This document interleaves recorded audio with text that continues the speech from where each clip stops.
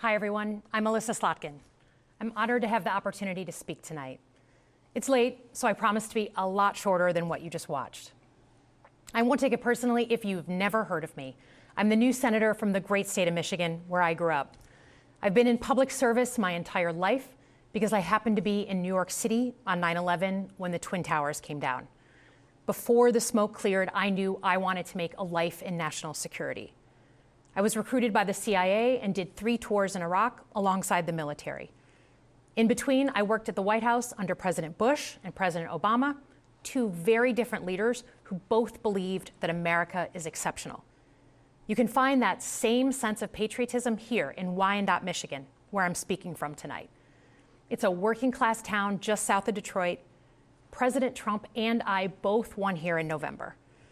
It might not seem like it, but plenty of places like this still exist across the United States. Places where people believe that if you work hard and play by the rules, you should do well and your kids should do better. It reminds me of how I grew up. My dad was a lifelong Republican, my mom a lifelong Democrat. But it was never a big deal because we had shared values that were bigger than any one party. We just went through another fraught election season. Americans made it clear that prices are too high and that the government needs to be more responsive to their needs. America wants change, but there's a responsible way to make change and a reckless way. And we can make that change without forgetting who we are as a country and as a democracy. So that's what I'm going to lay out tonight. Because whether you're from Wyandotte or Wichita, most Americans share 3 core beliefs: that the middle class is the engine of our country, that strong national security protects us from harm, and that our democracy, no matter how messy, is unparalleled and worth fighting for. Let's start with the economy. Michigan literally invented the middle class, the revolutionary idea that you could work at an auto plant and afford the car you were building. That's the American dream.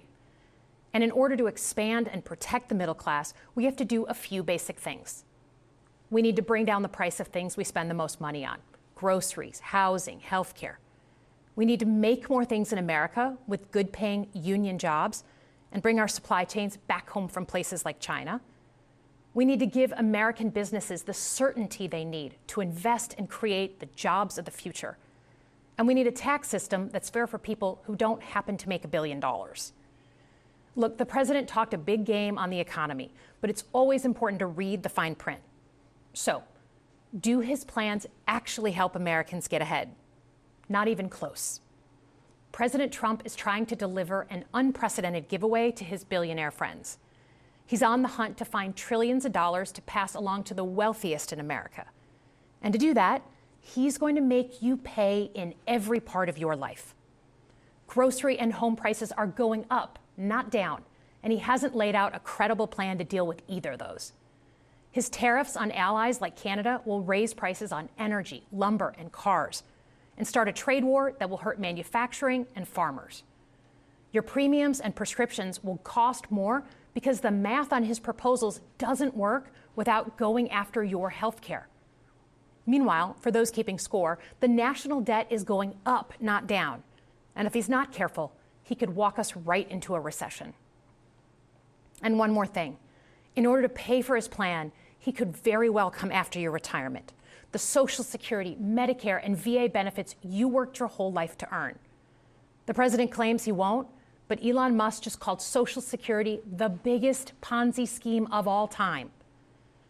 While we're on the subject of Elon Musk, is there anyone in America who is comfortable with him and his gang of 20-year-olds using their own computer servers to poke through your tax returns, your health information, and your bank accounts? No oversight, no protections against cyber attack, no guardrails on what they do with your private data. We need a more efficient government. You want to cut waste? I'll help you do it. But change doesn't need to be chaotic or make us less safe. The mindless firing of people who work to protect our nuclear weapons, keep our planes from crashing, and conduct the research that finds the cure for cancer, only to rehire them 2 days later? No CEO in America could do that without being summarily fired. Okay, so we've talked about economic security. How about national security? Let's start with the border.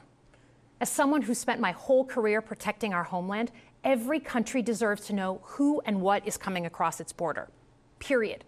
Democrats and Republicans should all be for that. But securing the border without actually fixing our broken immigration system is dealing with the symptom and not the disease. America is a nation of immigrants. We need a functional system keyed to the needs of our economy that allows vetted people to come and work here legally. So I look forward to the president's plan on that. Because here's the thing, today's world is deeply interconnected. Migration, cyber threats, AI, environmental destruction, terrorism. One nation cannot face these issues alone. We need friends in all corners, and our safety depends on it. President Trump loves to say peace through strength. That's actually a line he stole from Ronald Reagan. But let me tell you, after the spectacle that just took place in the Oval Office last week, Reagan must be rolling in his grave. We all want an end to the war in Ukraine, but Reagan understood that true strength required America to combine our military and economic might with moral clarity. And that scene in the Oval Office wasn't just a bad episode of reality TV. It summed up Trump's whole approach to the world. He believes in cozying up to dictators like Vladimir Putin and kicking our friends like the Canadians in the teeth. He sees American leadership as merely a series of real estate transactions. As a Cold War kid, I'm thankful it was Reagan and not Trump in office in the 1980s. Trump would have lost us the Cold War. Donald Trump's actions suggest that in his heart, he doesn't believe we're an exceptional nation. He clearly doesn't think we should lead the world. Look, America is not perfect, but I stand with the majority of Americans who believe we are still exceptional, unparalleled. And I would rather have American leadership over Chinese or Russian leadership any day of the week. Because for generations, America has offered something better.